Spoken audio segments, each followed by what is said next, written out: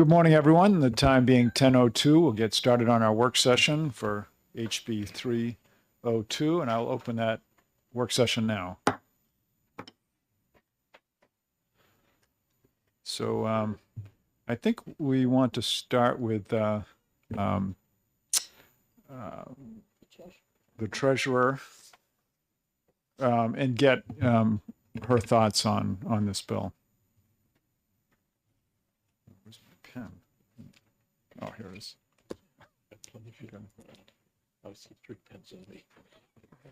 Good morning, Mr. Chairman, members of the committee. For the record, State Treasurer Monica Mazzapelli.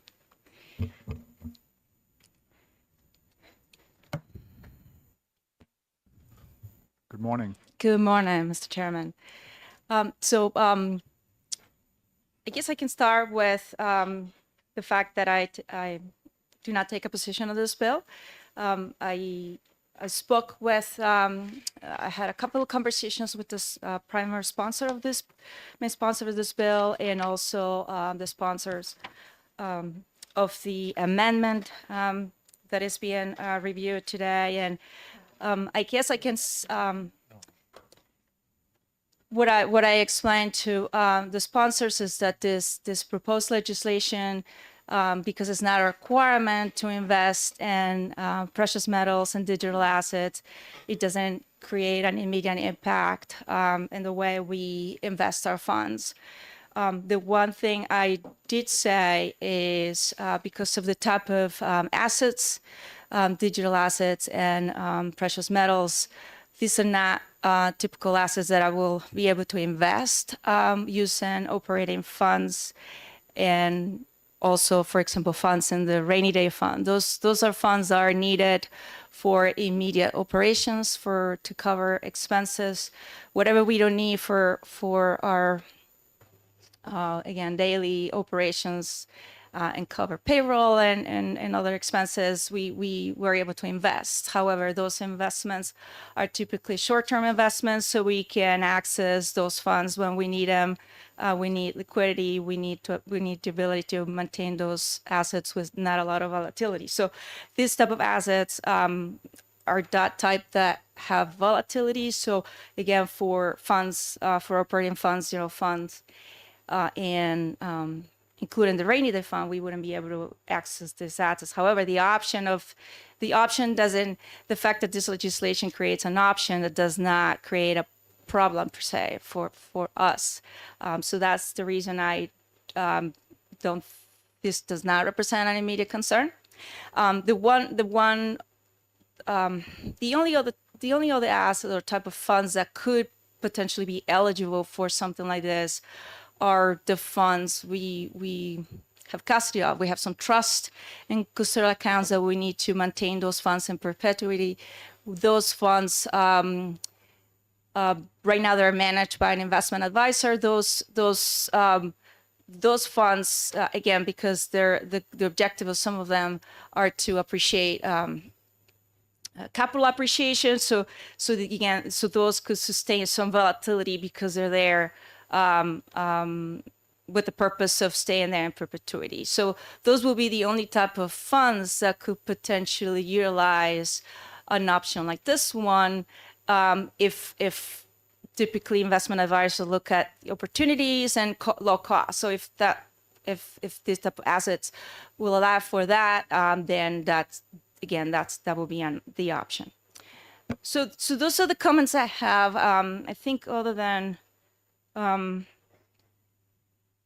again, does not represent an immediate concern. It doesn't create a fiscal impact. The fact that these options are being added to the list of options does not represent a problem per se. So with that, I'll be happy to answer any questions. I'm sorry, I missed what funds you said would be appropriate for this. So we maintain trust funds, or there are some funds that by law are required to be invested in perpetuity. Obviously, those some of them, the corpus needs to be invested in perpetuity. Then sometimes the income is used and spent for a particular purpose. We do maintain some of those funds, and again, those are being managed. We have a contract with an investment advisor that does that work for us. They're responsible for essentially watching the market for us. Okay, thank you. Representative Ulrich. Thank you very much. And the last was probably the key element. You already have on board, excuse me, as a member of or as an affiliate to your office, an investment advisor who probably has a fiduciary a contract with you guys. Is that correct? That is correct. Yes, and again, this type of funds, this trust, maintain a variety of investment stocks. Again, assets that could sustain a little volatility because they're there to be forever. So the goal is to just have capital appreciation. So that's why, again, something that is volatile could probably be an option for that if the investment advisor decides that that's a good option for that investment, for that objective, and for that fund. Follow up? Yeah, thank you, Mr. Chair. So with the limit on this, we're talking about 5%, and you're assuming that it would go into the perpetual investment funds. So 5% of whatever percentage that is of the total funding of the state. Is that what you're reading from this bill? You could potentially invest Up to 5%, that's how I read it. And that's a typical, I think you wouldn't want, in terms of diversification, typically anything, if you own more than 5% of a particular stock or company, that could represent concentration problems. So that's a typical percentage that you see as a limitation for an investment. Follow up? Thank you. And your investment advisor has experience in metals market and in the cyber market, or would have at your direction. Well, the way we manage this fund, and that goes for anyone that we work with. We essentially hire them to manage the funds on our behalf, right? So we don't really tell them. All we say is, here's a list of permitted investments. They're in the law, and we work together on putting together an investment policy. So essentially, is the law that guides the permitted investments. The investment policy typically states the percentages and what we shouldn't be doing. So it's more guidance for the investment advisor. But after that, the advisor has the discretion to choose, again, percentages, types, even times when things work or not work.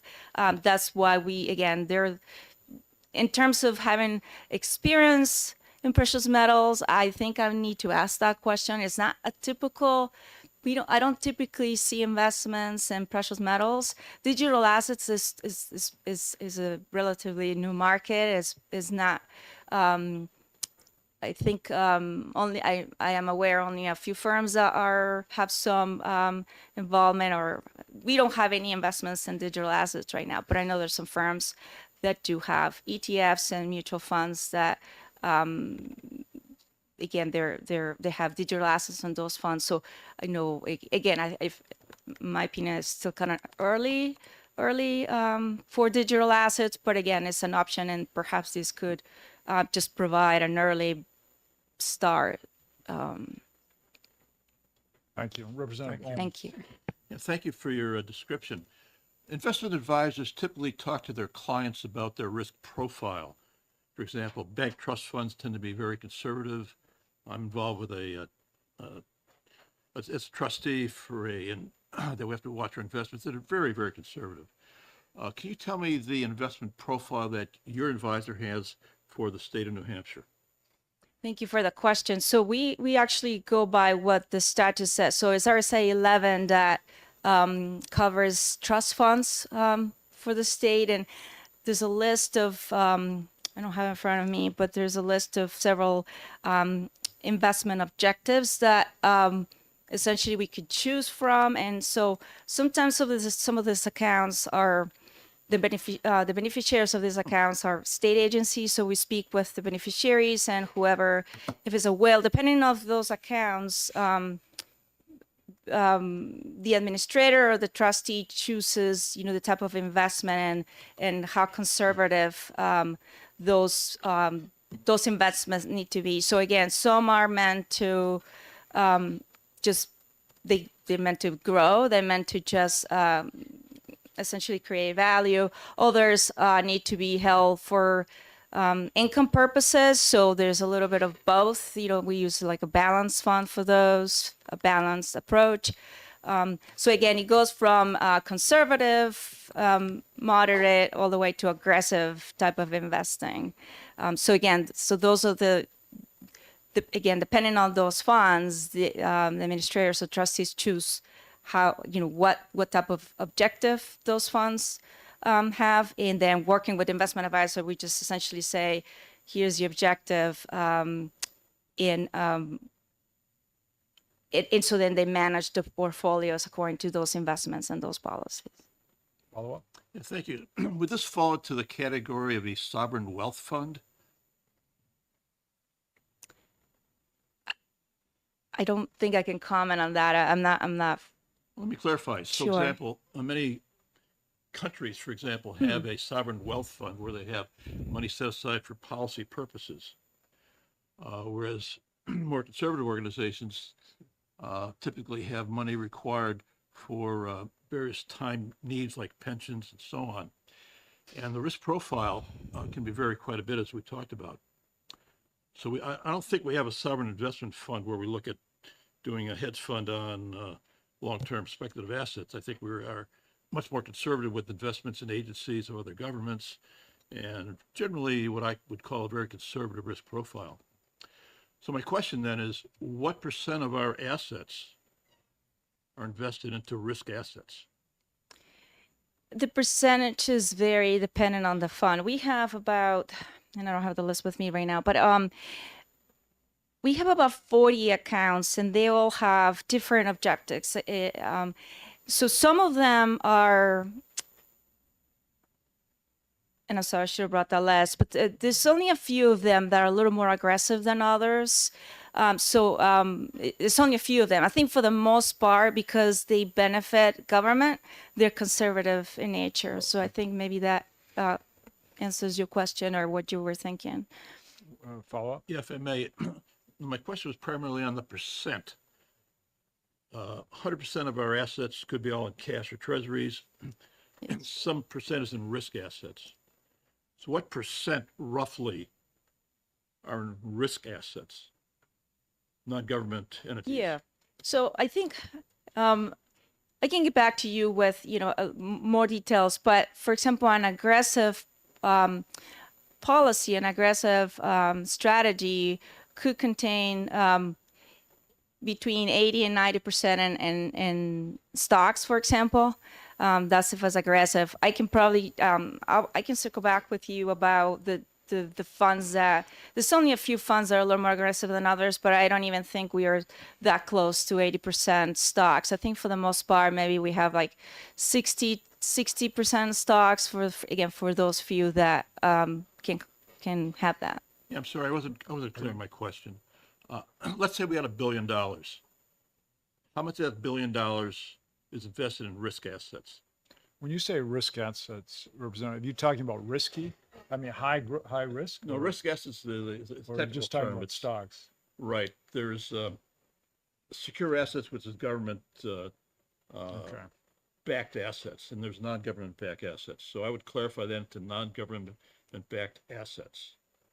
And out of $1 billion of our total portfolio of cash that you are entrusted to manage, what chunk of that is in non-government risk assets? Yeah, I think I will have Yeah, to is just that 5%? Is that 1%? 0.5%? I'm looking for some kind of a ballpark on what yeah, we're I will have to exposed follow up in terms of money. I think in terms of how much in funds we have invested in risk assets, I think I have to follow up. I can provide that after this meeting. Representative Southworth. Thank you, Mr. Chair. Thank you for taking my question. Your description's very helpful. So if this should pass, your financial advisor could still say in the big picture, it isn't a good time for metals or digital. And then maybe a few years later, they might say, you know, this particular year, it might be worth it or something like that. So That's correct, and that will happen with anything, any asset in the list of assets. There are times that it's a good time to invest in treasuries. There are times that is not the best time. So I think that they have the discretion to choose and to manage the funds. Again, according to the objective, they have the ability to purchase and sell securities when they see that appropriate. follow up. Follow on? And so, again, this bill is relatively new to me after these years of Ways and Means, but so they can't do that right now. There's something that says they can't do metals and digital at this time without a bill. So, so I know for a moment we were discussing the trust funds, the ones that could potentially be eligible for this funds. What I've seen, for example, I can give you the example with the 529 plan. The portfolio managers, it just as an example, portfolio managers, sometimes they have a very small percentage in commodities as a way to diversify the portfolio. So I can see how again, if this is added to the list, I can see how perhaps the investment advisor one day when they believe is a good idea, I can see how they could potentially add a small percentage to the group of assets. Again, depending on how volatile those are, how beneficial for that fund it will be. It all depends on, you know, if that's a good business or not, if it's a good, again, a lot of components and elements go as part of those decisions. So I'm gonna go back to I think part of the intent of this bill, and again, I don't want to speak for Representative Ammon, but I think the intention was to try to invest public funds in essentially general funds and the funds that we hold for operations. Those are the ones I don't believe will be able to again utilize these type of assets just because they're volatile. If that changes over time one day, then that, again, the decision, the position would change. The other piece, I think we've been just talking about in a way about security is something that can be purchased and sell quickly. When we're speaking about holding physical assets, this is a different conversation. Physical assets are more difficult. Those unless they become real reserves, and then we are required to have real reserves, having precious metals, that could be that. Again, that creates other types of requirements. We will have to spend some funds to have proper custody of those physical assets. So that could be even more, that will add a layer of complications. But if we're talking about maybe one day having the opportunity to have these ETFs, this type of funds, so mutual funds that could be traded if needed, that's a little bit more easy. That is easier. That will be easier to for us to implement, I guess, to do or to utilize for our investment. But again, as of right now, our general funds, operating funds, they're not designed to invest in assets that are not fixed income or just assets that provide liquidity, security, and allow for some yield to be added and gained. Representative Schamberg. Thank you, Mr. Chairman, and thank you for taking my question. It's a simple one. How many other state treasurers have this authority to invest in precious metals? And are there any in New England?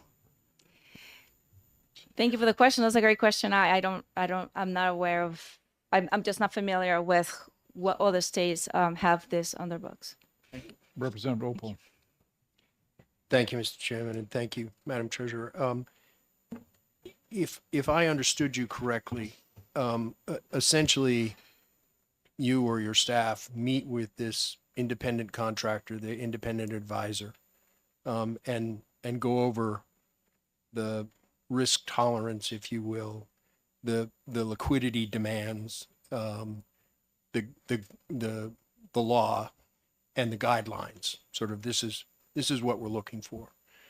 But after that, the advisor basically sort of makes decisions about the eaches, if you will, which stock, which commodity, perhaps, whatever.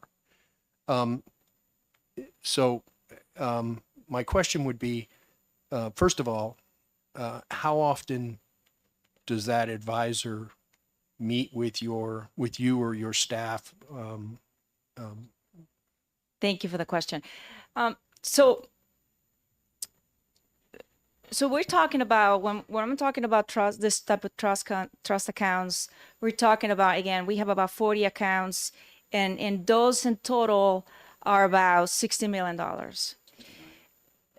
We used to manage that in-house. We used to just try to follow in the law. We used to try to meet your investment objectives, and we had investment policies for those funds. But we were just working with too many institutions, too many favors. So what we decided to do was to centralize, to try to hopefully cut some costs there too. And so now we have this relationship with this financial advisor. So this relationship is relatively new. I think we've had him for almost a year, but the strategy, the way we design this process is maybe 6 months old. So we've been meeting with them. Our intention is to meet with them on a quarterly basis. Again, we were meeting with them more regularly just because we were trying to put all the strategies and these funds together.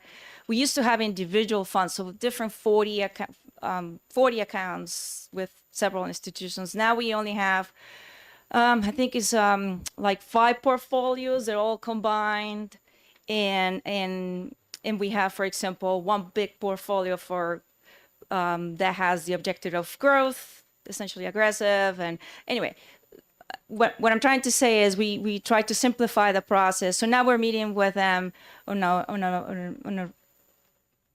the intent is to meet with them on a quarterly basis so they can provide us with their review. But that doesn't preclude us from interacting with them on a regular basis, again, because they need to submit to us monthly statements and questions. And some funds are very active and we receive deposits, so we're sending contributions to those funds. Some agencies require withdrawals, so we're actively working with them. But in terms of reviewing the performance of those portfolios, we meet on a quarterly basis. Follow up, Mr. Chair. Okay, follow. So in terms of the relationship, which you're saying is fairly new, less than a year old,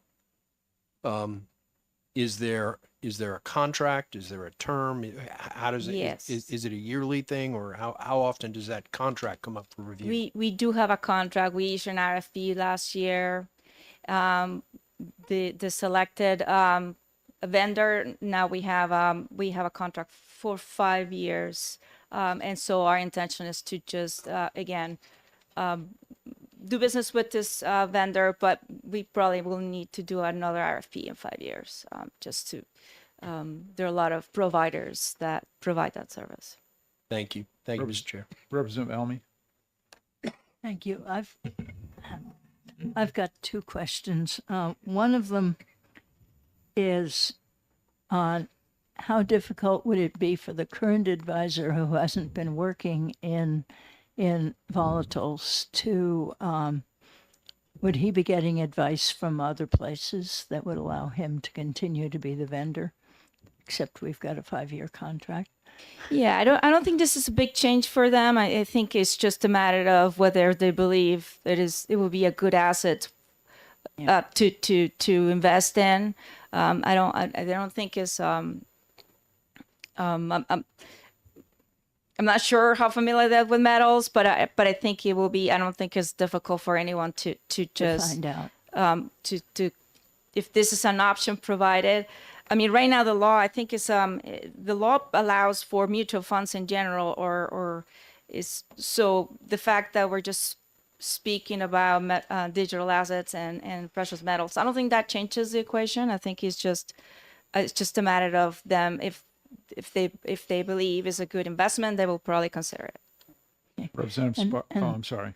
Second The question. second one was totally different. It's that this bill puts this in RSA 6.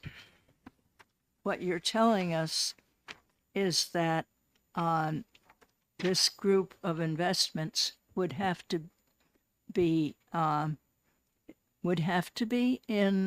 RSA 11, or I think what I can probably say is when we look at RSA 6A, it gives the treasurer a series of options to for our investments, and the one that is very specific, there's a line that says that we are allowed to invest in legal investments for depository banks pursuant to RSA 383-B column 3-303. That refers to banking. So essentially, the treasurer is allowed to invest in deposits, obligations of the United States government and others, but also all those legal investments listed in this section. And when you go to that section, that is a very long list of investments the banks are allowed to invest in. So that's where that's what we used to say, okay, we can essentially invest in anything. So stocks, bonds, anything is listed over there. I don't know how adding that option to that list, I don't know if it makes sense. I don't know. I think that could impact banks. I'm not clear on the impact, but that's, I guess to answer your question, that's when we go to whatever is not described here, we go to that list, which is investments for depository banks. Representative Spar. Thank you, Mr. Chair. That was, following up with Mr. Southworth's question, RSA 6A gives a list of approved vehicles, investment vehicles that can be used, especially for it's basically the cash management accounts of the hundreds of millions of dollars you're dealing with. Okay. These trusts, which are 60 million, which are more long-term, which makes more sense for, a more diversified long-term portfolio, which could have more risk to it. What I'm trying to understand is this, are these two vehicles, meaning cryptocurrencies and precious metals, are they prohibited under law right now? Or are there other vehicles that are prohibited? I don't believe so. So we follow up. So then we can invest in those already then, correct?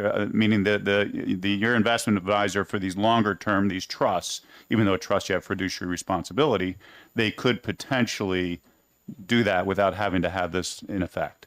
I believe so. I think that's correct. Okay. Because I'm not aware of any place that prohibits that. It's already in the very long list. Again, the type of product that we can invest in. So it could be mutual funds that will have any type of assets within those mutual funds. So we're already allowed to invest in those. Thank you. Yes, Representative Malloy.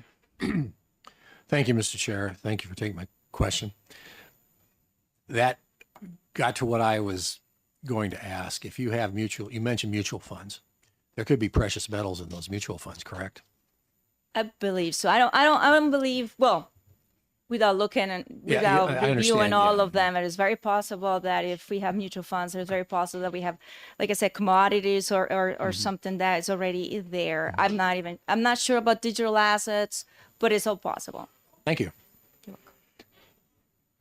Okay, seeing no more questions, thank you. And if you would Thank stick you. around just a little bit longer as we talk about it in case something else comes up, that'd Sure. be great. Absolutely. Thank you.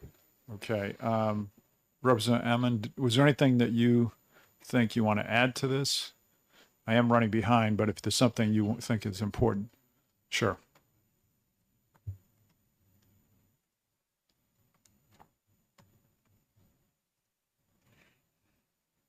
Thank you, Mr. Chairman, members of the Ways and Means Committee.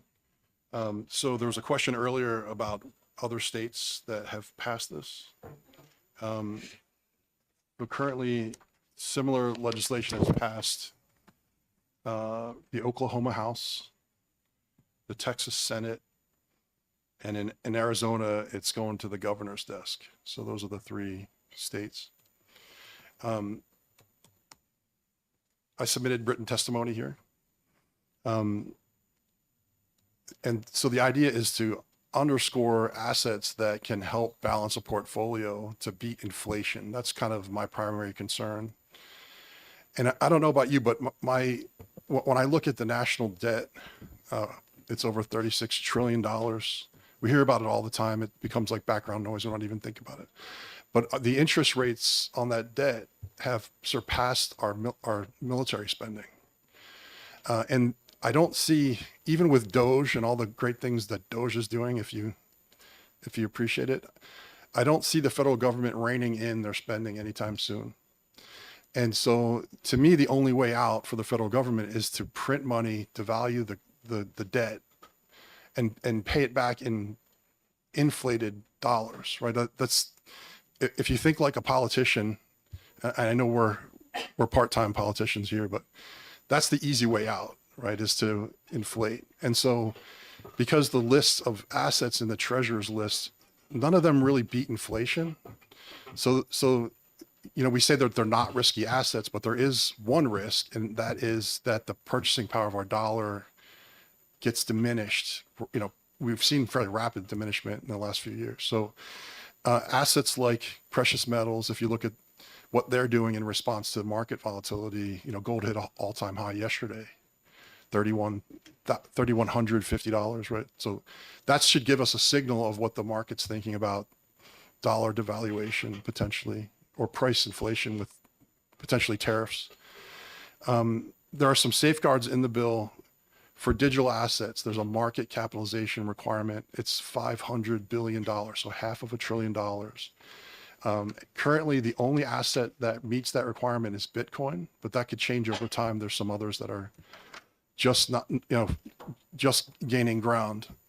The U.S. has established a Bitcoin strategic reserve with about 200,000 Bitcoin. And if you understand that class of asset, and you probably understand gold, right? Gold, there's a limitation on supply because it requires digging it out of the ground and refining it, right? There's energy and resources that constrain the supply of new gold coming into the market. And with Bitcoin especially, there's an even harder constraint. So there's a very fixed supply. And it sort of, as countries and companies put these assets on their balance sheet, it sort of creates a, like the last in loses scenario. That's sort of the game theory of it. And so that's why I wanted to bring this bill early, because other states are starting to think about it.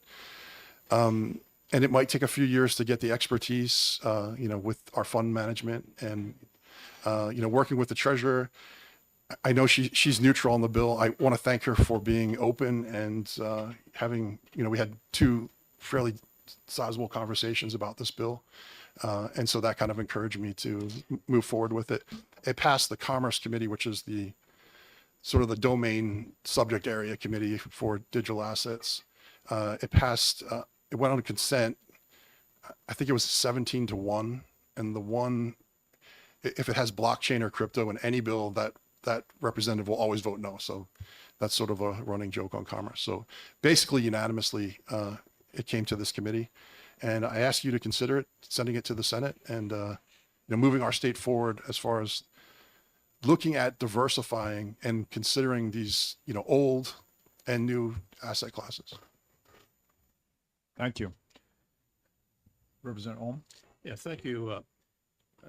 Thank you for your innovative thinking on the problems of the federal government and the risk of the currency.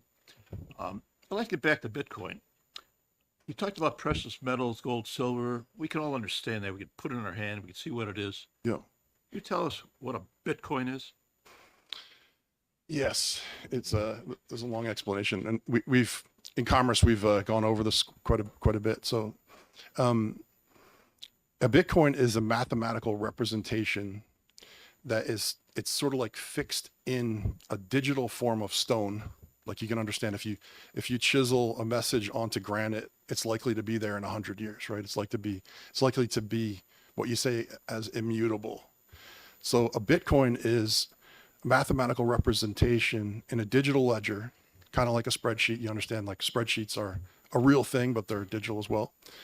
And that can't be changed or modified unless the owner of that Bitcoin moves it, or the owner of that digital asset moves it. So it's mathematically reinforced. And in the case of Bitcoin, it's backed up by energy. In order to cheat the system requires a massive amount of energy that even governments don't have. So it's sort of immune from changing it unless you're the owner of that, of those tokens. And the purpose of a token on a blockchain is it incentivizes the decentralized network of nodes all around the world. They're being run by perfect strangers. Some corporations are running them. And the digital token incentivizes that whole network. And the easiest way to understand it is, your computer at home, if you unplug it from the wall, it shuts off. It doesn't do anything, right? So computation requires energy. And that's, Bitcoin is a computational system. Ethereum is a computational system. So those nodes are servers all around the internet. They're all running the software and creating this unified protocol that all talks to each other. And the key thing is it's immutable. It's no one can change it but the owner. And that's sort of the key innovation, or one of them. Follow up? Yeah, so we'll stipulate that a Bitcoin is expensive to create. It takes a lot of electricity to create a Bitcoin. Yes. So once you create this Bitcoin, does it have any intrinsic value? Yeah, it solves something. The intrinsic value is, one of them is that it solves something called the Byzantine generals problem, which is a computer science logistic problem that has never been solved on the internet. And it basically allows, as I mentioned, it allows people that don't know each other, don't even maybe like each other, it gets them to cooperate. And it eliminates something called the double spend problem. Quick example of that, if you have a picture on your phone of, say, your grandchild or your dog or your spouse, you can create as many copies of that picture as you want, right? So if you send that picture to your wife, she sends it to there's multiple copies of that digital information. What blockchain does is it prevents, once you send it to someone else, you no longer possess it. So it prevents the unlimited duplication of information using the blockchain, using the decentralized blockchain. That's the intrinsic value. It takes a little while to wrap your head around it, but.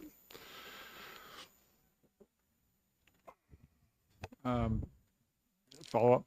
Yeah, so we'll stipulate that it's good for transfer of funds. And I think I would suggest that the main value of Bitcoin is for transferring funds across state lines, country lines, through entities that particularly don't want to be tracked for their cash transfers. Well, I mean, that's a common misunderstanding. Bitcoin can be tracked, and there was just a news story recently that they caught some thieves because eventually they had to transfer it to their bank account, right? And when they do that, they can track it because the history is permanent in public. But I guess I come back to the issue that it doesn't have any intrinsic value. It's a computer-generated piece of paper. It's not paper, but I don't know that we want to debate what Bitcoin is right now. I'm certainly happy to talk more about it. Yeah. Yeah. Representative Orrs and then Representative Ullery. Thank you, Mr. Chairman. Thank you, Representative, for taking my question. You mentioned it would take a massive amount of energy to corrupt the system. Would AI, a 3 Mile Island startup with that kind of power, be able to corrupt the system? Yeah. The answer is no. It has to do with how the network is structured. There's something called the difficulty adjustment. this will get really technical real fast, so I won't go into it, but the more energy that's put towards the network actually strengthens the network. So you would need enough energy to like recreate the history to a certain point, which is it's a massive amount of energy. It's like, Follow up? yeah. One more follow-up. I want to wrap this up. Thank you. Did you say there was a finite amount of Bitcoin? And I couldn't Yeah. quite understand that if it's Okay. I mean, digital. so here's the easy version of it. Okay. So when the Federal Reserve gets together, or the Treasury, they can issue new money out of thin air, and it goes to the people closest to the government, right? So, and I'll just stick with the Bitcoin because it's easiest to understand. The nodes are solving the problem of the next block, and the one node in the world every 10 minutes gets rewarded with new Bitcoin. That's called the block reward. In the beginning, it was 50 new Bitcoins every 10 minutes to some random node in the world. Every 4 years, there's something called the halving, and that block reward gets cut in half. So 50 to 25, 25 to 12 and a half, 12 and a half to 6.25. And now we're at the fifth halving, which is 3 point, I can't remember the decimals, but Got it. so Thank that you. gets cut in half. And so by the year 2140, there's no new Bitcoin created. And that creates the scarcity of the network. It's kind of a fascinating Yep. Thank you very much. scenario. Yep. Representative Ulrich. This bill has nothing to do with Bitcoin. This bill has nothing to do with hard metals. This bill only allows investment in various currencies, including money markets. A dollar that you have in your pocket has no intrinsic value. Is that correct? Well, we could debate that. It's backed by the full faith and credit of the United States and military might and It's a note. economic might. It's fiat currency. But what I'm trying to get at, all this bill does is allow the treasurer an expanded area to investigate Yeah. and limits the danger to the United States, to New Hampshire, as for loss of principal, to 5% of another small percentage, not 5% of the entire wealth of New Hampshire, but 5% of the investment funds available to New Hampshire, which is a smaller number than the entire amount of revenue that comes into New Hampshire. So we're not talking 5% of 30 billion, we're talking 5% of a fraction of 30 billion. It's dipping our toe into this new area and with a lot of safeguards, right? There's safeguards about the market cap, there's safeguards about the percentage, there's safeguards about which funds, and if we decide to self-custody one day, or custody through a third party, that's becoming very popular. There's rules around it, right? That's what the bill's intended to do. So, yeah, so this is merely enabling legislation It's to enabling. allow potential investment based upon the work that the treasurer and her existing team has regarding these potential investments. For example, wouldn't buy gold today, maybe next week, but Yeah. not today. Right. That would be the decision of her Yeah. financial advisor, which is already under contract. Is that what this bill would allow? And it would only make sense for a long-term holding, as the treasurer mentioned, right? I was thinking maybe the rainy day fund could have some kind of last in, last out, where the, like, Well, but that's not on the table. yeah, that's not on the Yeah. table. So this is merely enabling legislation. It's enabling it. It puts another tool in the treasurer's toolbox, and that's the intention. Thank you, Representative. All right, I would ask, I know several people with more questions. Let's keep in mind that this is enabling. It's not a discussion about Bitcoin per se. Right. Representative Southworth. Yeah, I agree, and mine follows Representative Ulrich's very easily. Thank you for taking my question. Is it that the sponsors didn't really feel the financial advisor had the power to do it right now, and then, or do the sponsors just want to somehow have it more emphasized by the financial advisor? Because it seems to me Yeah. it's already enabled, unless we misunderstood something. Well, so that was new information to me, but it is the intention to sort of get our state up to speed on this new financial world. This may be a partisan comment, but I was getting ready for to come here this morning, I was listening to Fox Business, and Eric Trump was on talking about how he believes that digital assets are going to be the financial future of the country, right? So that's and that the current administration is pushing in that direction. So this would be just a small signal, if nothing else, for in the beginning, in the initial phases, that we're interested in keeping up with this financial innovation. Representative Almy, did you have something?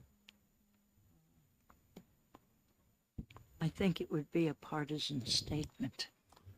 The Trumps have a financial interest in Well, their it's own not, version. okay, yeah. Representative Spar. I think just to, thank you, Mr. Chairman, with Mr. Southworth again, I think, and what the treasurer said, if I understand, we already have the ability, it's not prohibited under law to invest in precious metals or cryptocurrency. It's a matter of what makes most sense under their guidelines for their investments right now.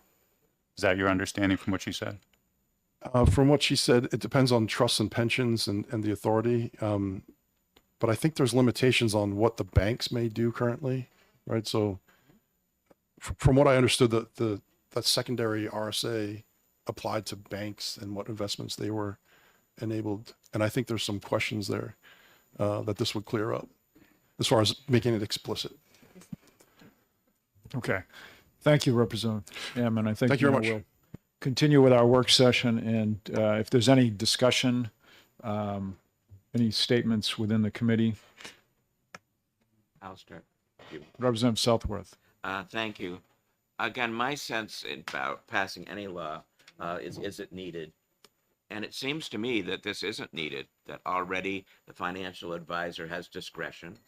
I think there can be community talk or legislative talk about wanting to do more with digital or metals, and certainly the financial advisor will be aware that that's been talked about in the country or in the legislature. But I don't think we need a law about this. Anybody else?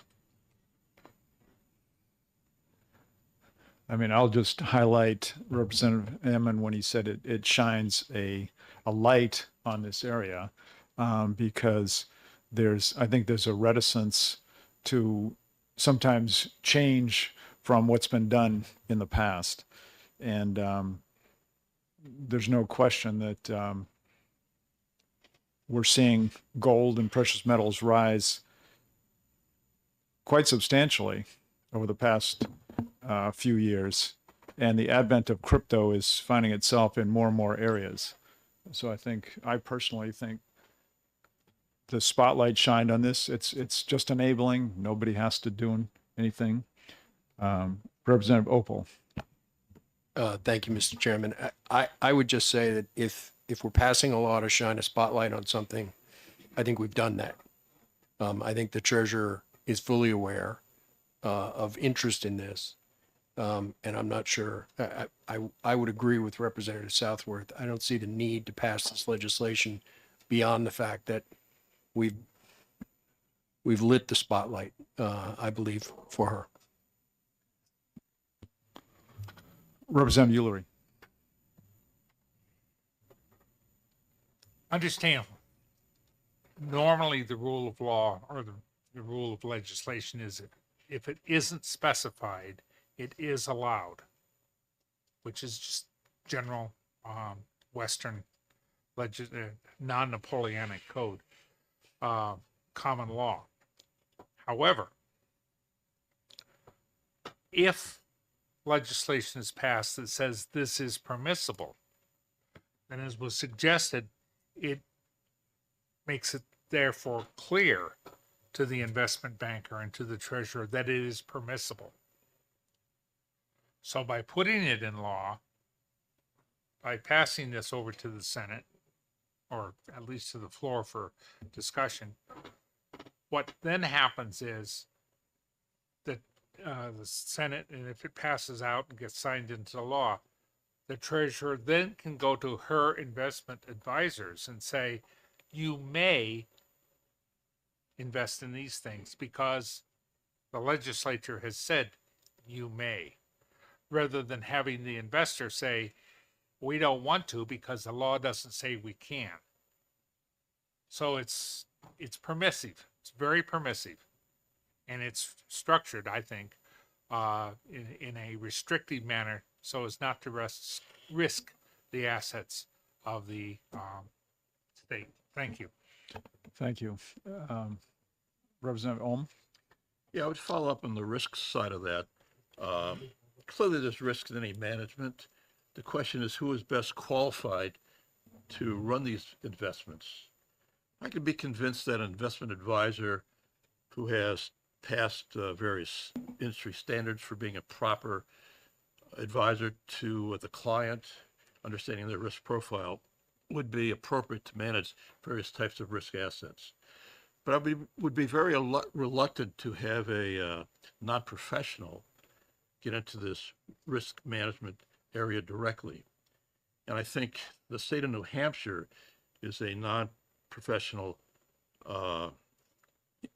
in that category. They're very good at managing our cash balances, looking at low risk, high yield returns on that. But once you get into these risky asset categories, I think it goes beyond their expertise.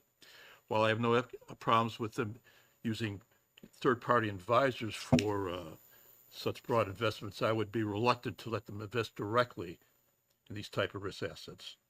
Thank you. Representative Opal. I just want to endorse the first part of Representative Ullery's point. The tradition in Western law is if it's not specifically prohibited, it is permitted. My concern, I believe we've shown a spotlight, and I believe the treasurer has testified to us that they already believe that they have permission to invest in these sorts of things and may already be investing in various types of commodities through mutual funds. My concern at this point is passing this legislation is, and I recognize that it's billed as enabling and permissive, but I think it's also sending a pretty strong signal, hey, we're interested in this, you should do it.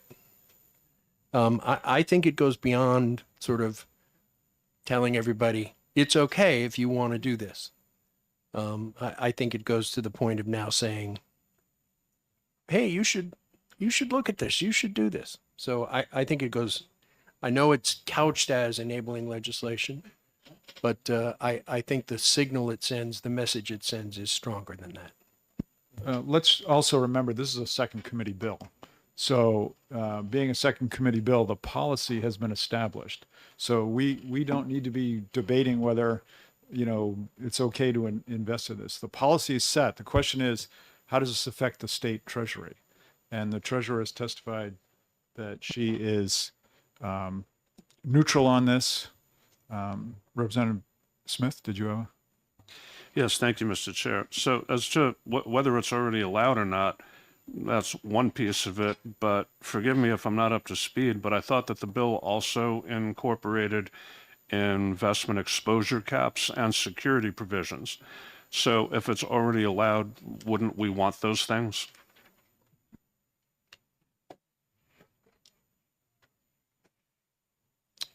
Okay. Representative Ohm. I just wanted to go up to the language in the RSA or the bill itself. It says a state treasurer shall not invest more than 5% of the total public funds. That seems to me like a direct investment by the state treasurer as opposed to using a third-party mutual fund to do this. So I object to that particular clause of the state treasurer being allowed to do this direct investment. As being not being sufficiently vetted for that type of investment. I believe the treasurer, actually, this might be a question for you, Madam Treasurer. I would imagine there's other parts in the law that talk about the treasurer shall or can, but you may hire, third parties or whatever to get that done. If you could just speak to that.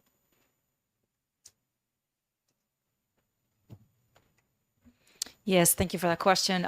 We do utilize consultants and investment advisors often just because it's only my staff is small and it's only a few people in leadership that could actually do this work. So sometimes we're overcommitted in many places. So the having an investment advisor consultant helps us to meet the requirements of our laws to be able to comply with them. So yes, so we use providers often Okay. for Thank you. our mission. So the fact that it says the treasurer will or shall, it's not like you individually going in and starting an investment. You're talking to advisors or contractors. Yeah, so ultimately, the way I see that is I'm ultimately ultimately responsible for achieving that and meeting those objectives.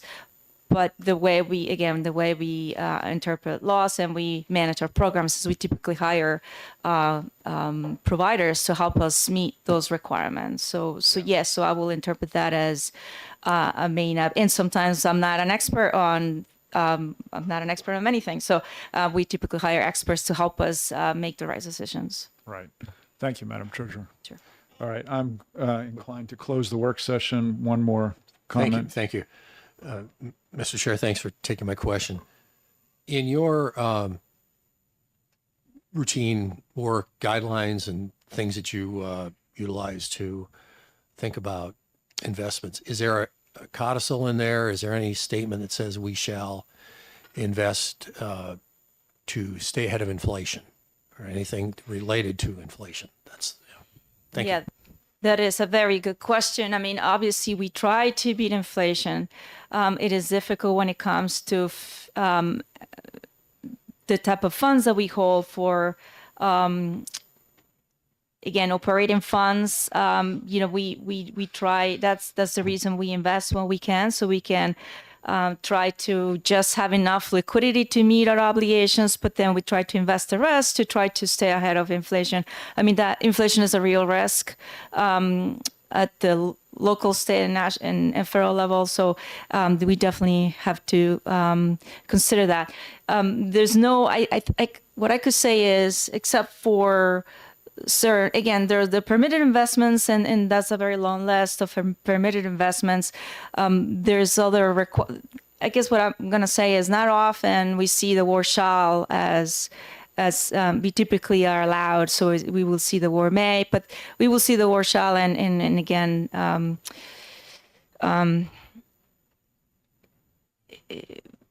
that allows us to stay out of trouble, but then the may allows us to have the ability to do a little more and to stay ahead of inflation. Thank you very much. I'm going to close the work session on HB 302.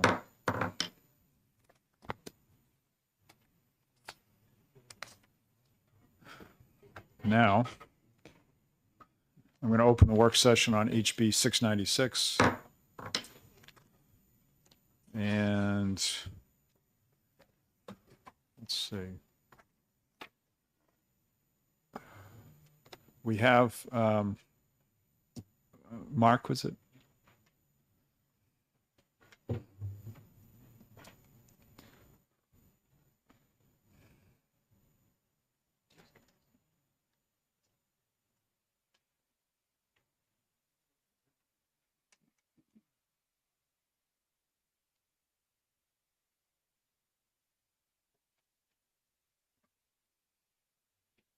For the record, Mark Manganello with the Bureau of School Finance with the Department of Education. I was asked to come and speak on this bill. There was questions about the school district impact and potential taxpayer impact. This issue has come up before, and people have asked those questions because it deals with the statewide education property tax. So I want to walk through the levels of impact that this bill would have if enacted. The LBA fiscal note does a good job walking through it, but let's go through the different layers of impact. So what this bill proposes to do is to change the electric generators that are currently utilities and move them from being taxed under the utility property tax to the statewide education property tax. So the way to think about that, it's not going to be all utilities. It's going to be just the ones that generate electricity. And so they will go from paying that $6.6 utility property tax to paying the SWEPT, which is about $1.02.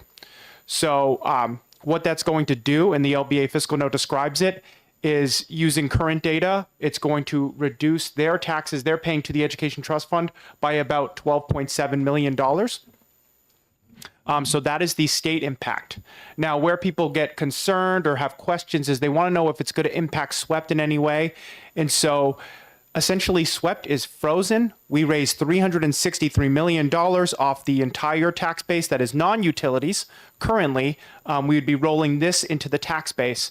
And so state revenue stays at $363 million in the SWEPT under this bill. Utility property tax revenue would drop, as the LBA points out, by around 12.7 million. So the state impact on the state ledgers is essentially a $12.7 million ish, forecast on the future, et cetera. You could do all that estimating, but essentially $12 million less in the education trust fund. SWEPT revenue is going to stay constant. So SWEPT is not impacted. So that is the state impact. Now the district impact. District adequacy is largely determined by the students you educate. So we determine the cost of an adequate education, and then under current law, we back out the SWEPT. If your SWEPT is, we won't get into excess SWEPT, or we can get into the details if you want, but essentially, your number you're determined from the state in either cash or SWEPT is determined by the number of students you educate. So this does nothing to change the adequacy formula. It changes the SWEPT tax base, but it does not change the amount we raise in the SWEPT. So it has no impact on school district revenue. Now we'll go to the next layer. How is it going to impact utility property taxpayers, and how is it going to impact non-utility property taxpayers?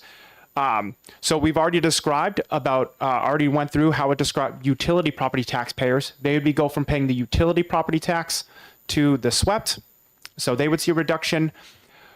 Non-utility property taxpayers would also see a reduction, because essentially what's going to happen is all taxpayers that pay the SWEPT have to contribute their amount. It was about $1.02 per thousand. Once you add that utility property taxpayers into your tax base, they're now helping you pay your burden of the SWEPT. So non-utility taxpayers would see a tax cut as well. It's not going to be, and I'll using easy math, it's not going to be $6.60 down to 1.2. It's going to be 1.2 down to whatever the number may be. It might be 1.2 down to 1.1 or dollar flat or something. So they will also see a reduction in their tax bill in SWEPT. So just to go over again, at the state level, 12-ish million, 13-ish million reduction in ETF revenue, no impact to the district's funding, and then property taxpayers would receive a reduction in their property tax liability as you expand the SWEPT tax base. So that's kind of the walk through the layers. I hope that helps. Any questions? Representative Elmy. Just a comment on these generators have made the case that they are not utilities. They are taxed and perform, they perform the same as the normal business in New Hampshire, and they pay the business profits tax as well as these two taxes. And you're saying utility and non-utility property tax. It makes it very complicated to understand what you're saying, because you're saying that they are utilities. My understanding is that they pay the utility property tax, so I assume they're utilities, but if there's information, there's certainly, I don't know all the details. That is what they have provided to us in the prior committee, I believe. Yep. And when I say utility taxpayers and non-utility taxpayers, the way I'm using that term, and I'll just define that term, is, are you subjected to the SWEPT or not? So that's how I'm using that term, but thank you for that clarity. Representative Opal. Thank you, Mr. Chairman, and thank you for this. I think it's been very helpful. I think one of my remaining questions is, and I understand that moving the power producers, if you will, the power generators, away from the utility tax, they claim to be manufacturers, not utilities, but moving them away from the utility tax to SWEPT expands the base of SWEPT, expands the pool of money going into it. one of my concerns is the language about the exemption. The bill includes a essentially 3-year exemption from the SWEP tax if they have a payment in lieu of taxes existing as of I think it's January 1st of 2027. And I'm not sure, without a calculation that neither you nor I can make at this moment, my concern is there is potentially an impact on property taxpayers, at least for the period of that exemption, because while the base may have been expanded, the people who are paying hasn't. So I can't do the math in my head, and maybe you can't either, but that's just one remaining concern. Yeah, I kept my analysis simple. I started from current law to where this is going. I know that the bill talks about a phase-in period. I kept it simple and talked about where we're going. I'm not exactly sure of the details of how pilots work relative to SWEPT. They're more of a DRA question, so that's all I can really speak to. Yep. Understood. Thank you. Thank you, Mr. Chairman. When this occurs, this supposed change, does the valuation of the town property go down?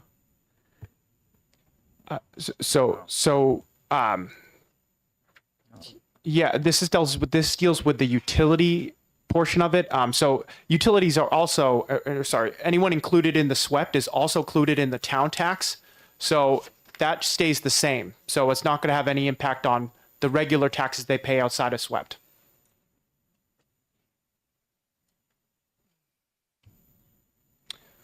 Okay. Seeing no more questions, thank you. Thank you. All right, discussion on this bill. Representative Schamberg. Yes, Mr. Chairman. Does this bill have any effect on the budget writers that are presently considering our budget now?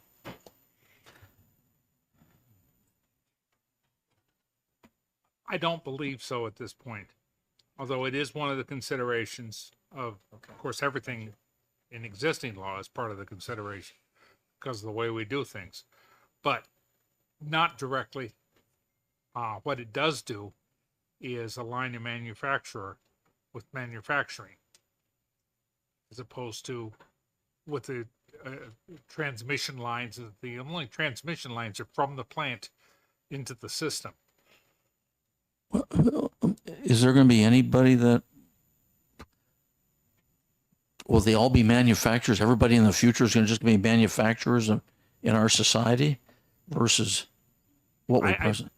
If I may, Mr. Currently, energy manufacturers have a set of machinery that is unique to that industry, the same way as a widget manufacturer has a set of machinery that is unique to that facility. What they do with what they manufacture is not part of this bill.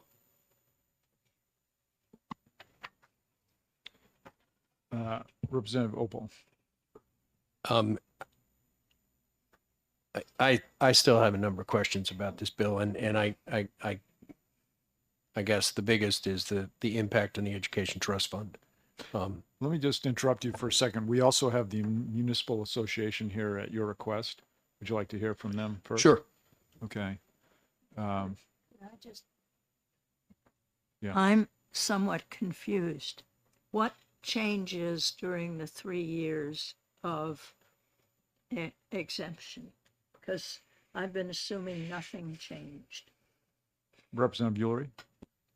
From the testimony last week, what we heard was that this is a phase out of the pilots into, that's what the exemption is. It's a limited time period to phase those out to end the contracts that the towns have with the businesses, and then to convert those contracts into direct property tax assessment payments. So the local assessors, not the DRA, would come in and say, your facility is worth $10 and your facility is worth $15, and therefore you're going to pay X number of dollars local property tax. Now, the local property tax would then decrease for, because it goes into a common pool, even though the assessment of manufacturing or industrial facilities is a different rate than it is for a residential rate. But when it gets combined into the common pool, the need from the local community would decrease. So there would be more funds available to subsidize the swept amount of money, so that my property tax is going to go down because there's a larger pool of revenue available to the local community.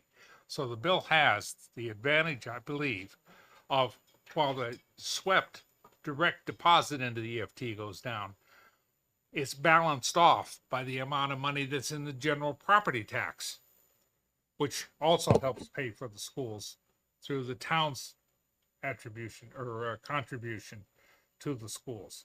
So looking at only the swept, yes, it goes down, but looking at the entire picture, it's going to balance out more, probably to the advantage, because properties are only going to be assessed more and more and more. That's my understanding of the bill from sitting on the commission. Thank you. Hello. Thank you, Mr. Chairman. Thank you to the committee. Appreciate you guys having me speak today. Just introduce yourself. Yeah, Brody Deshays with the New Hampshire Municipal Association. So the first thing I'll flag is that moving these generators from UPT to SWEP does not impact municipal revenues or the amount of assessed value that municipalities can raise funds from. It's impacting how much school districts can raise and the amount of assessed value in a school district. So that's not the, I understood what you meant, Mr. Vice Chairman, but I want to delineate that we have no position necessarily on this change from UPT for these generators over to SWEPT. Our one point of contention is that the information these generators are providing to DRA under the new subparagraph 3, the amending of RSA 83-F:5, Roman 5, we believe that information should also be shared with the municipal assessors, the host assessor, and the reason being is DRA will have one assessment for these generators and gets additional information, and the host municipal assessor doesn't get all the same information. Their assessments can be different, and then municipalities may end up in court with these generators or in front of the BTLA with a trying to figure out what the exact assessed value should be for that generator. We believe at least what the municipal assessors who are in some of these communities and what some members of their professional organization has told me, that if they were to receive that information, they believe that their assessments would be more accurate and would limit the odds of there being litigation. And a lot of that information comes out anyways in discovery. So it would be better to have these assessors who are trained and certified to handle this information. And there is information DRA does collect that has to do with how the generators operate and how the generators operate and how they generate electricity, and specific, maybe their capacity does impact their assessed value. So our stance would be that that information in the new paragraph 3 that's being created, that the term, host municipal assessor should be added. I know the commission was kind of split on that and they didn't make a recommendation, but that is our current position. Representative Ulrich. Yeah, and just to follow up on that, there was some discussion of other states having access to that, but it was considered proprietary in those other states and non-public, and required then an imposition of restrictions on the local assessors not to share that information because of proprietary information. For example, Nashua, if it was to take a look at the facility on Canal Street where manufacturing takes place, or in Hudson where explosive manufacturing takes place, or in Merrimack where electronic manufacturing takes place by BAE, it's no one's business, particularly under DoD contract, what is manufactured, how it's manufactured, or what the cost of manufacturing that is, because that is proprietary information. In the same fashion, is it not true that the manner in which a local generator, what type of machinery they use, other than the base cost of that machinery. How their corporate structure is set up. It's immaterial to the assessment. It's what the value of the building is. Was that not the core of the discussion we had at in the commission? From what I read, and I read it a few months back. So from my recollection, that was one point that one group of individuals on that commission brought up, and the other point that the assessors have really stressed me, the folks who are certified and licensed in determining the total assessed value in their municipalities in the assessment of every individual property, is that these generators are different and they are unique as compared to a traditional manufacturer. And while they are manufacturing and generating electricity that goes onto the transmission grid and ultimately the distribution grid, that being able to see not necessarily their corporate structure, but being able to see how much electricity they generate, how much they're putting onto the grid, what their capacity is, does ultimately impact their overall assessed value. And it's because there's so few generators in America, they compare them not just to generators in this state, but similar generators that generate in a similar way in other states and nationally to try to get an exact, precise assessed value. So there's not a lot of electrical generators. There's really not that many manufacturers, that we think of the traditional sense that are making these widgets, but there's at least more than enough of those traditional manufacturers in New Hampshire where they can, not have to get into the nitty gritty of how exactly the machinery is. But with electrical generators, it's kind of a different animal. At least that's how it's been explained to me, to the assessors. And that, as you know, was the contention from some of the assessors who served on the commission. Representative Tierney. Forgive me, Brody, but I'm going to disagree with some of the things you said. Okay, one, as when the generator switches to the town, it's going to go under the town's assessor. And more than likely, probably 95% of the time, that valuation is going to go up. So the town's grand list is going to grow. Okay. The manufacturing process for the electricity that the generator is using, that doesn't come in under the assessing. As Representative Ulrich said, the building has a value, that's the assessed valuation.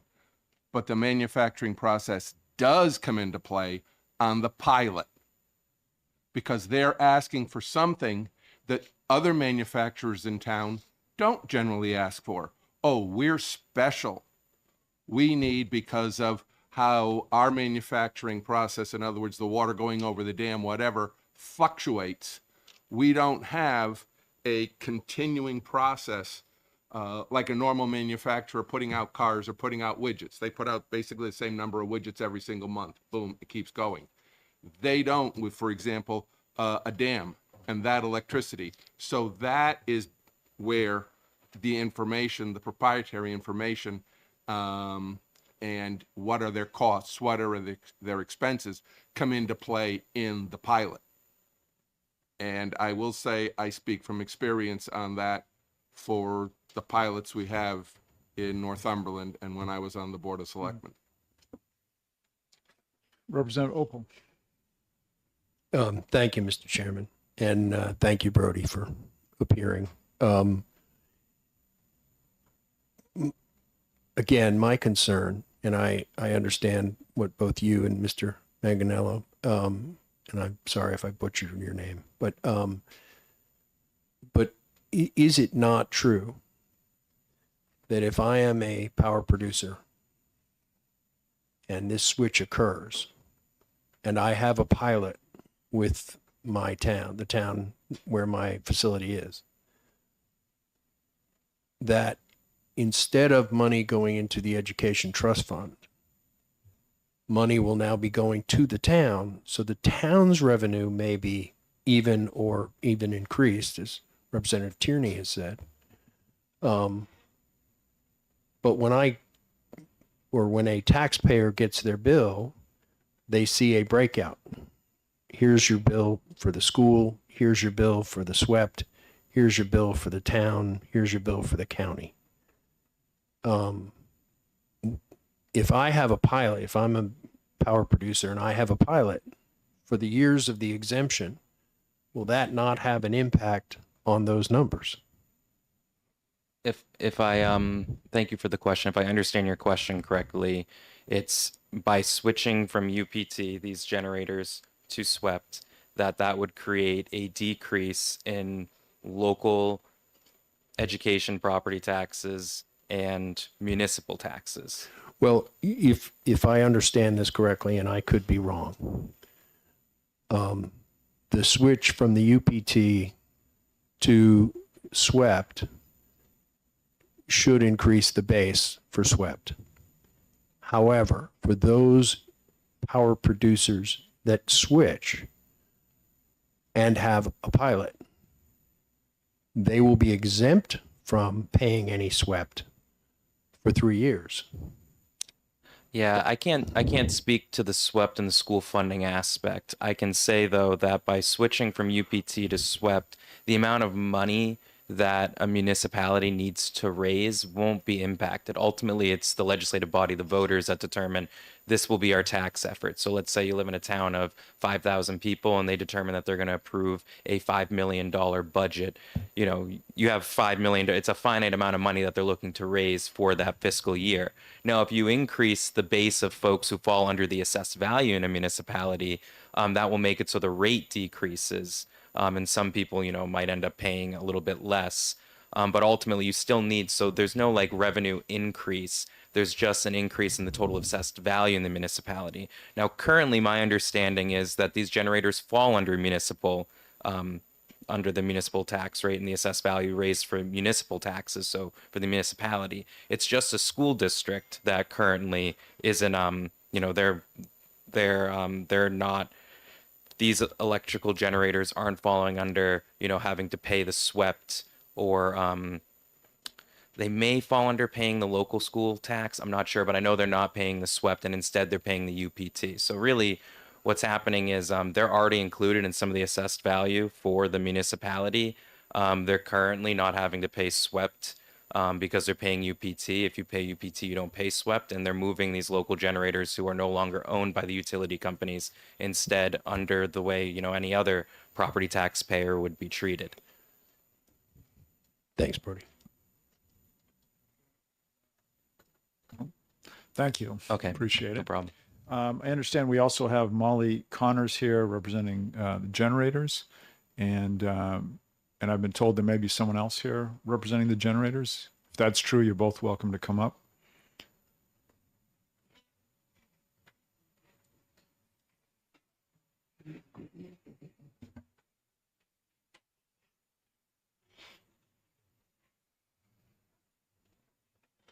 I don't want to sit that close to me.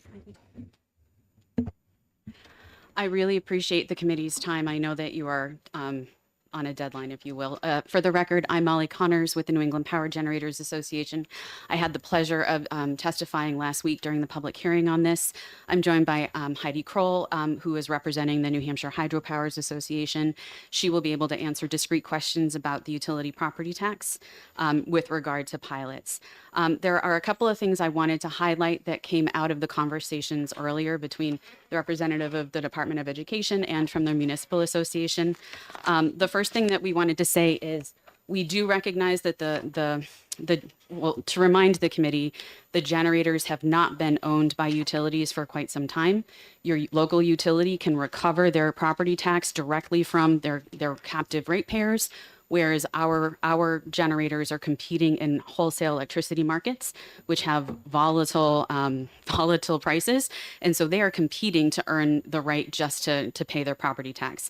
And so I think it was said, if this switch were to be made, you know, the energy policy of this state decided years ago that generators would no longer be utilities. This is just a matter to us of cleanup regarding tax policy.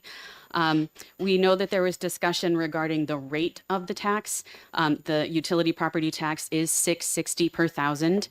This year on the 2025 warrants, the statewide education property tax was $1.12 per thousand. It's worth noting that by and large, the state assesses the generators, or has historically assessed the generators at a lower rate. And so, has assessed it at a lower value. And so by and large, the local property taxes put a higher value on the generators than the state has. And so while our members recognize that they may be getting a lower rate in general, we are not necessarily banking on a lower overall property tax bill because of those discrepancies, which are at the heart of some of the lawsuits that you've been hearing about last week and today. There is, I think it was a representative over here asked, will this affect the budget currently under consideration? The answer is no. This will take effect in 2028. That was to allow all of the different tax and property tax years and the state property tax years, if you would, catch up with themselves. There was an assertion that I want to speak to the handout that I just sent to all of you, hard copies. This was also an exhibit in the Property Tax Commission that met 3 years in a row. This is in the appendix for the 2024 report that was issued. I was a member of that commission, and I sat through every single commission hearing for the last 3 years, so I can speak to many aspects of the commission. It was asserted that the Department of Revenue Administration will have access to confidential information for the purposes of property tax assessments. That is not what this bill says. To be clear, the reporting requirements in HB 696 that you have in front of you are for the purposes of whether or not DRA will be able to identify what property is a utility property and what property is not a utility. They want to make sure, and I think Adam Denoncourt spoke to this at the session last week, they just want to make sure they have an accurate rendering of what is actually taxable to the UPT versus what is taxable under the SWEPT. And so the DRA will not be planning to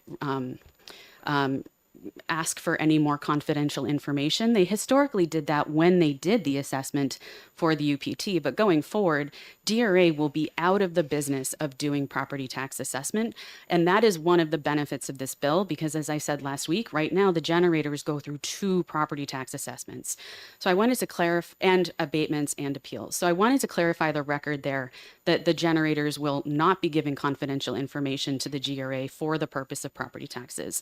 And so we were not privy to any language that might have been shared, but I'm extrapolating from what I heard that there was some sort of proposed language that maybe the generators would need to give over confidential information to the municipalities. We maintain that that is inappropriate. No other non-utility property in the state has to do that. We don't think that it's fair to subject the generators to that as well. I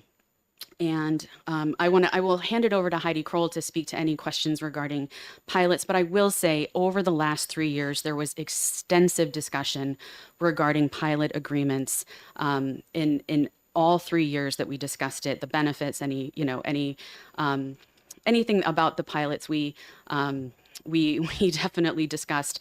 Is we're saying that we wanted to keep this a narrow bill. During the commission actually discussed, and it was recommended not by us, to expand pilot agreements. We felt that was too expansive for this. I really want to emphasize that the recommendation to keep pilot agreements in place for 3 years, that was partly because this law, if this change is made, will change some of the laws underpinning pilots. And we did not want to see municipalities and every generator have to go back and renegotiate all of these agreements just because of this law change. The idea was to hold things steady, to not upset the apple cart, if you would, during that. And it was a unanimous recommendation of the committee that met for 3 years in a row to sort of grandfather in the pilot agreements. So whatever underlying substantive concern there is, I believe we flushed it out in the committee. So again, for the record, my name is Heidi Kroll. I represent the Granite State Hydropower Association. And Madeline Minot testified before your committee when this bill had its hearing. She was a representative on the study commission for the 3 years that it met. So with respect to the pilots, a couple of things. I don't, off the top of my head, have the number of pilots that there are, but they're pretty I think it's on the lower side. Again, these are pilots that are for renewable generators only.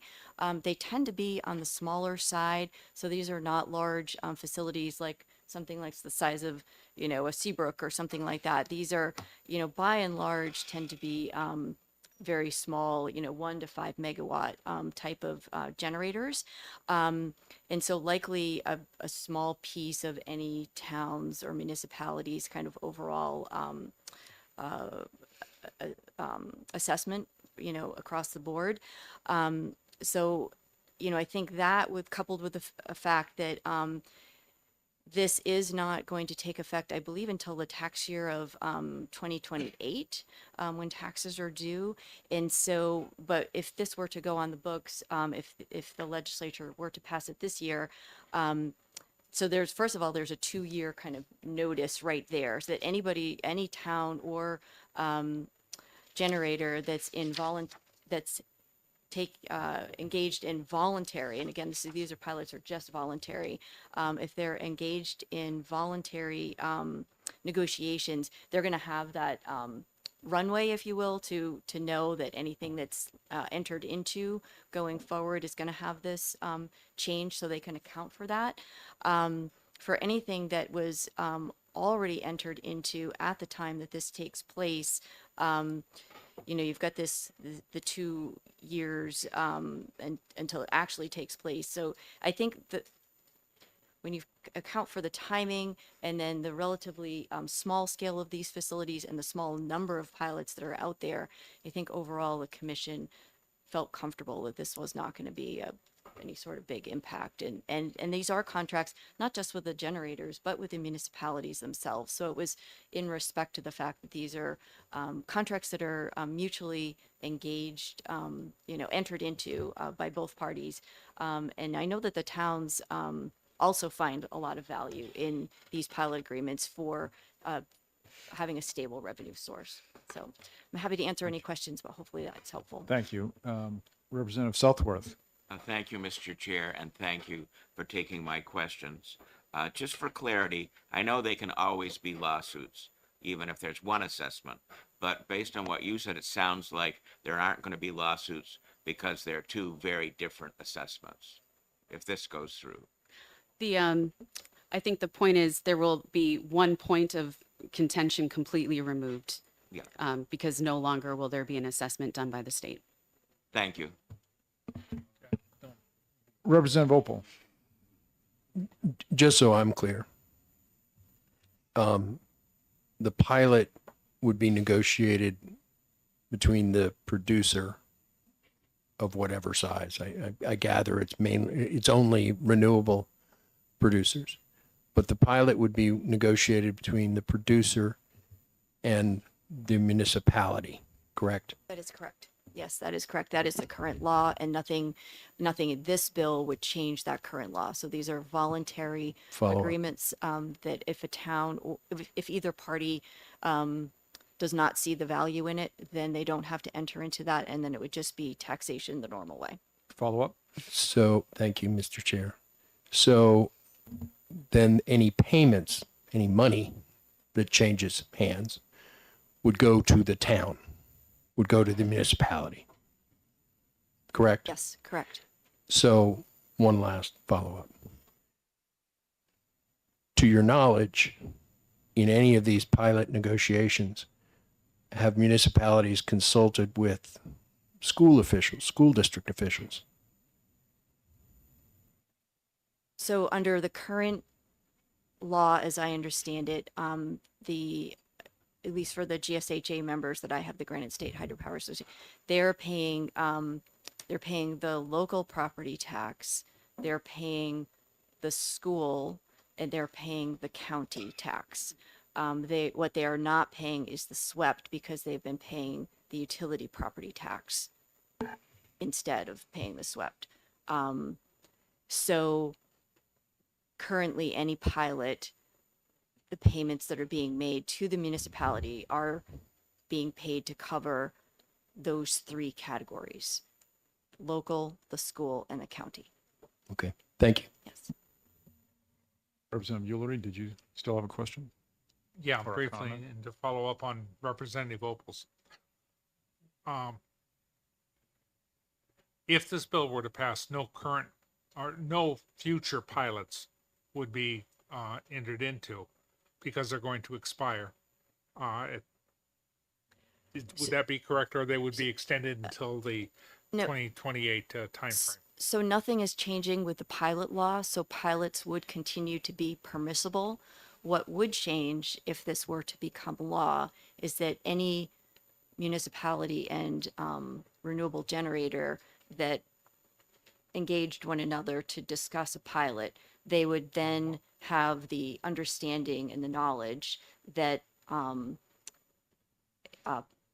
responsibility for paying SWEPT was on the horizon. And so that would be factored into the negotiations. Follow up? And I believe I asked you guys this question during the hearing last week when I ask it again, and I hope the answer is still yes. So essentially, under current law, under current activity, the same building with the same equipment is paying a property tax twice, at least twice, maybe 3 times in certain circumstances. Certainly twice. Is that correct? Yes.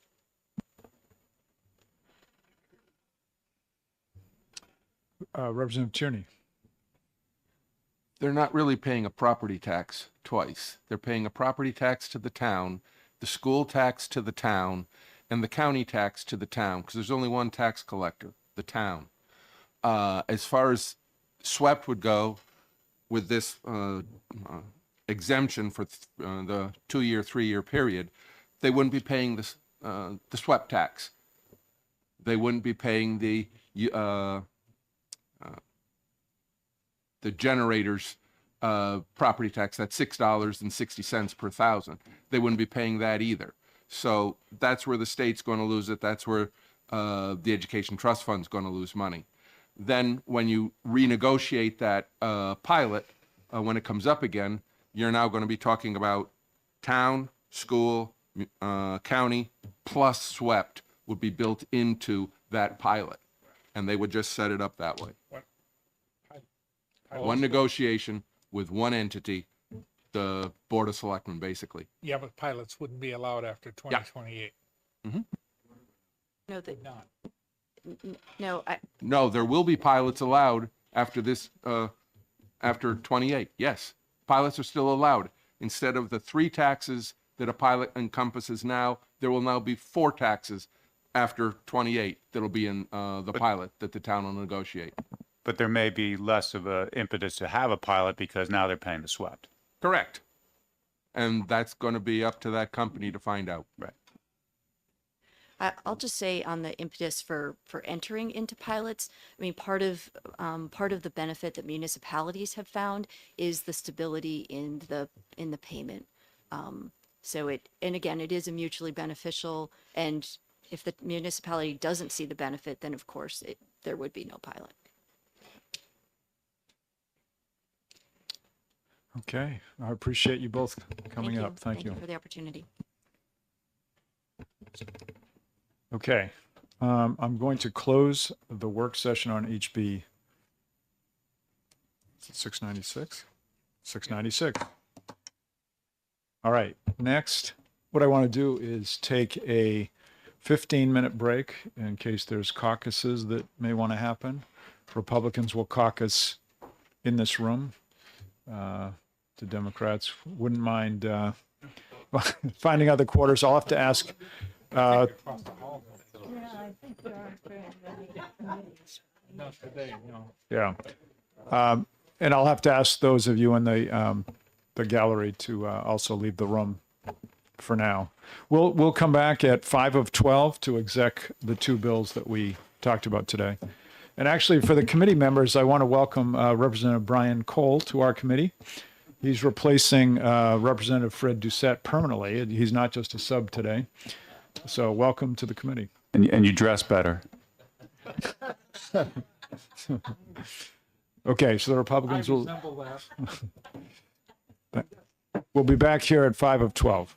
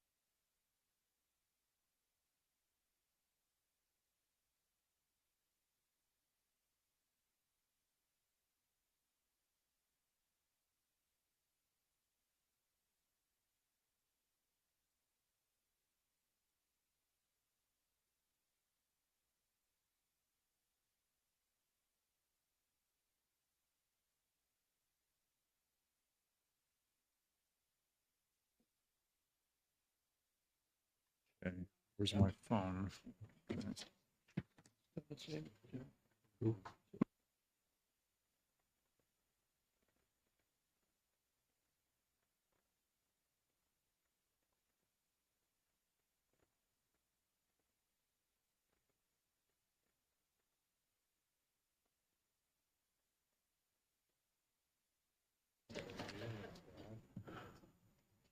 All right, the time being 11:58, I'm going to open the exec session on HB 302. Just, actually,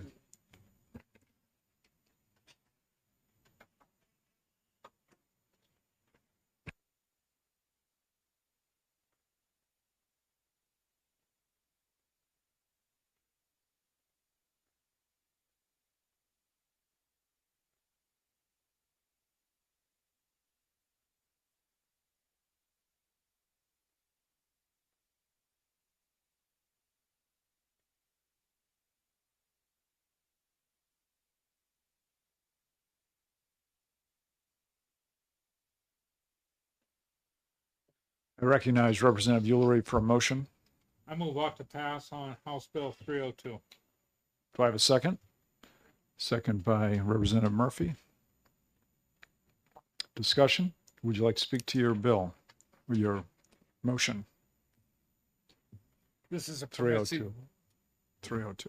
We've had a lot of discussion. Just remind everyone, this is a permissive bill. It doesn't mandate anything. Thank you. Thank you. Further discussion? Representative Opal? Yet. What was that? Yet. Oh, I thought you were saying yes. You did say yes, isn't it? The future implications could be extremely severe for our state. Okay. Anything else? Should we memorialize in the bill as well artwork and jewelry and oil exploration? I mean, I think we already these are already permissible, and I just don't see why we need to put another bill in saying they're repermissible.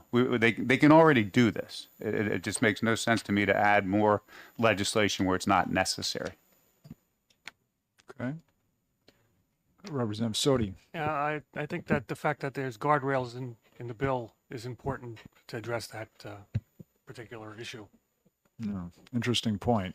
Yeah, otherwise you could invest 50% of the state's. Well, again, then should we put guardrails on where we can invest as far as oil field exploration or precious jewelry or artwork or other types of very risky assets? We don't have those guardrails yet either. Representative Ulrich. But with this bill, we would, because those are commodities. Representative Opal. Well, would the committee consider an amendment to strip out the redundancy parts that give the treasurer permission to do what she already has permission to do and simply leave the, and I forget which section it is, but leave the guardrails? Representative Almy. Yes, I'm confused on, I don't see any commodities in here. Well, they're precious metals, specifically precious metals. Precious metals. Jewelry is considered a precious metal. That's true. In addition, this bill also sets up a strategic reserve and just sets it aside. It's another fund that's sitting there doing nothing. It's a permissive bill. And as I said earlier, even though it may be allowed under common law, this puts it in statutory law, which then removes any doubt from any investor whether or not they can actually do it. And that's all. Representative Malloy. Thank you. I'm a trustee of trust funds in Greenland, and many of us may have done that before. In the RSA that works with cemetery trusts and trustees of trust funds and library trusts, There is, and with the Attorney General's office, Director of Charitable Trust, there's language in there about investing, not specifics, but in general. Old terms called prudent man and things like that, that we tend to follow along with how we invest our private trust funds and town capital reserve funds. And what I was trying to get at with the treasurer is the state, does the state operate as trustees of trust funds operate, where the Attorney General's office looks in on our investment policies every year and we have to approve them. And we're under that requirement with trustees of trust funds. And if this already exists and that sort of thing regarding going too far off the rails with investing in any of this stuff, then we have it, and I don't think we need the bill. Representative Opal. Okay. All right. Seeing no other discussion, I'll ask the clerk to call the roll. Thank you, Mr. Chairman. The motion is ought to pass on House Bill 302 relative to enabling the state treasury to invest in precious metals and digital assets. Representative Ulrey. Aye. Representative Cole. Yes. Clerk votes yes. Representative Sodi. Yes. Representative Ors. Yes. Representative Stephen Smith. Yes. Representative Tierney. Yes. Representative Breyer. Yes. Representative Ford. Yes. Representative Murphy. Yes. Representative Almy. No. Representative Southworth. No. Representative Malloy. No. Representative Schomburg. No. Representative Bolton. No. Representative Elberger. No. Representative Smith Jeffrey. So, Representative Opal. Nay. Representative Spar. No. Chairman Janegigan. yes. We have 11 to 8 with one absent. Okay. The vote being 11 to 8, the OTP motion passes. And I'll close the exec session on HB 302.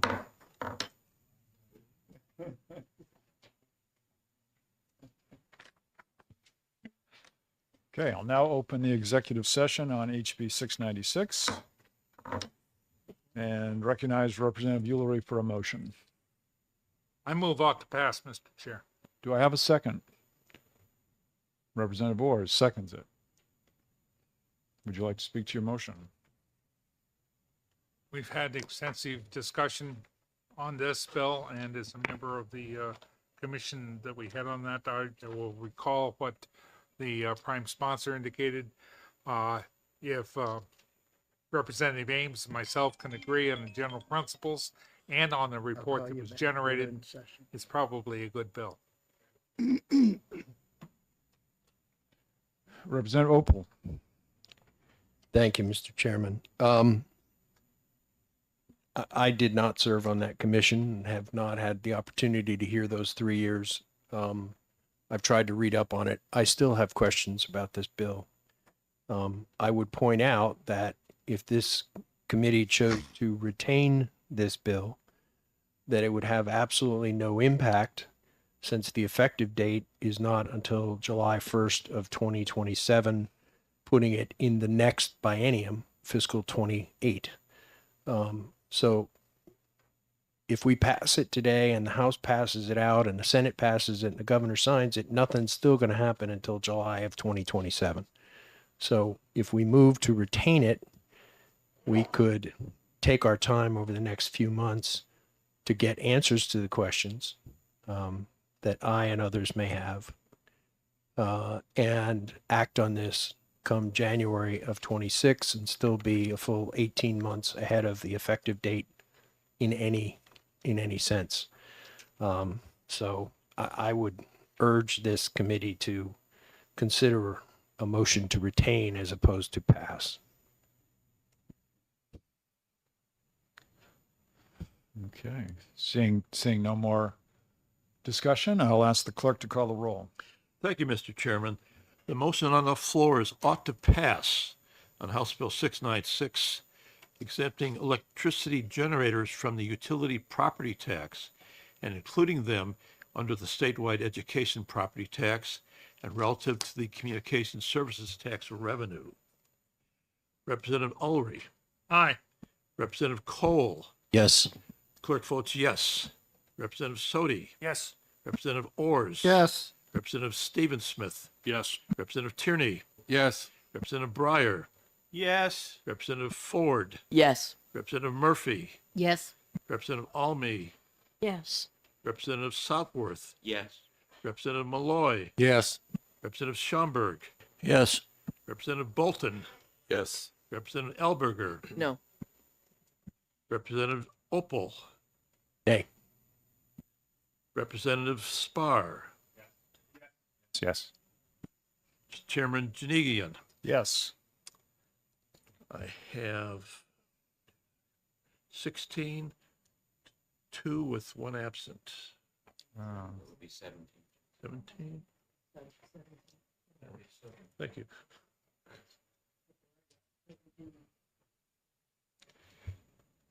The vote being 17-2, the motion of ought to pass passes. And any objection to putting that on consent? Yes, Mr. Chairman. Okay, it will not go on consent.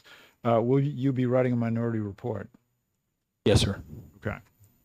So, Mr. Chairman, Uh, how about the 302? Will there be a minority? that was going to be my next question. On 302, who's writing the minority report? Representative Spar will write the minority report.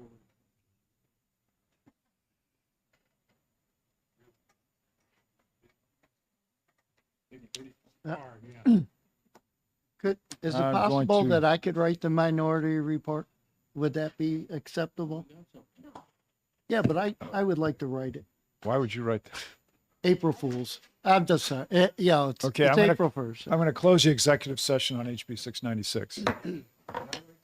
Okay. Yeah. Now, I'm planning on meeting next Monday. We now have 10 Senate bills are now in our committee. And we have now dispatched all the House bills, and they have to be out by April 3rd anyhow. So we are done with our House bills. We have 8 bills retained, the House bills. 10 Senate bills are now in, so I'm going to start having public hearings on Monday. I am not available on Tuesday, so we will only do Monday. I think having only 10 bills, we should be fine. We'll have public hearings next Monday and then most likely the following Tuesday. The following week's Tuesday. Yes, Representative. I just want to let you know that I have the commission study alternatives still run full at 11 o'clock. Okay. Yeah.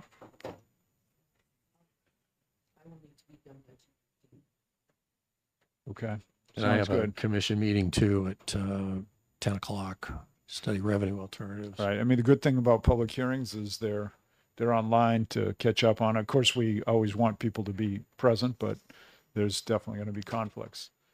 So, Mr. Chairman. and I'm yes, I'm sorry. You said Monday. next Monday and then the following Tuesday, Yes. the 15th. Let me just.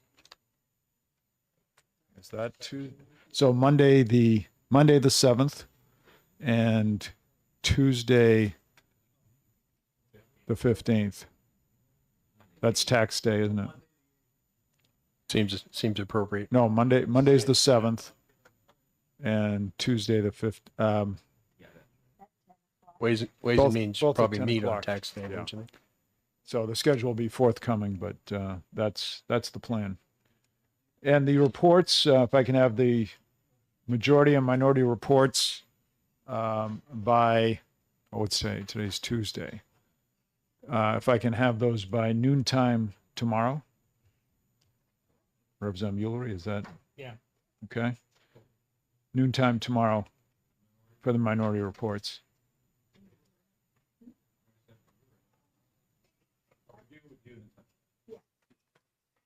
If you can get them done tonight, all the better, but by tomorrow at noontime would be great. Thank you.